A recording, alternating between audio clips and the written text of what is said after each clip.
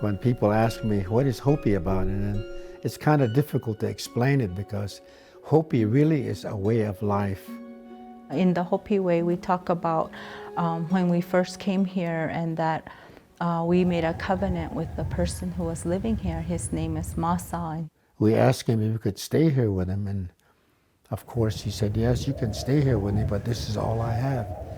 All I have is my seed, my planting stick, and my gourd of water. That's all I have. If he was going to allow us to live here, we had to take care of the land as he did. We are taught to have respect for the land and water, and we are taught to be able to recognize that the earth is living. It's a living, breathing being.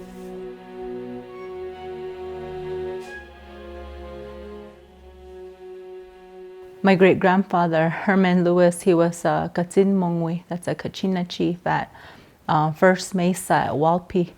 And he told us when we were young to never let go of the corn. He said that the rains come to visit the corn, and if there's no corn to visit, the rains won't come and starvation will come again. My fear or my concern right now is our youth. Our children and our grandchildren are not maybe understanding the Hopi knowledge about what they should be eating. We're so used to going to Burger King and McDonald's and places where they're feeding us food, which is really not our food system. Our own food system is here, what we grow. And I feel that if we're able to reclaim our children's palates, then they're going to be a lot healthier for it. The mission of the Hopi Titsqua Permaculture Institute is to build healthy communities while passing knowledge on to future generations. So we have to show people how to do it first. I have to walk the talk of all the things that we're promoting. We're promoting to be self-sustainable. We're promoting to have healthy access to food. We're promoting for our just the regular Joe out there to be able to grow their own vegetables in a small space like this.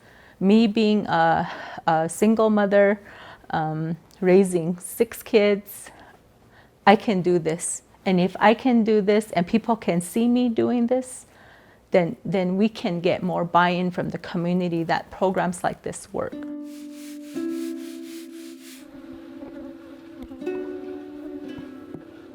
Within our communities, we have been impacted by, federal Indian policies like assimilation and removal and boarding schools. As people who have been interrupted, we've been inundated with a different value system, a Western value system that prioritizes growth and competition. We're helping our youth to empower themselves and helping them to understand the value of them, of their life, and the history, the rich culture that we have, to never let go of the corn. We don't want to see our kids suffering in the future. We don't want to see them at starvation. If people don't care about themselves first, they're not going to care about taking care of their families or even being a productive part of the community. Our work is about healing. It's about healing ourselves in order to move beyond and to create a post-colonial, sustainable and healthy community for our people, not only now, but into the future generations as well. For myself and my children, I saw them heal themselves when they started working with the land again, when they started taking care of a garden. In order to be attached to this earth and to this culture that we have, you have to get your hands into the dirt. I keep praying to the springs when I go out, and I tell them to not give up on us. We're not planting as much. The rain clouds aren't coming to visit.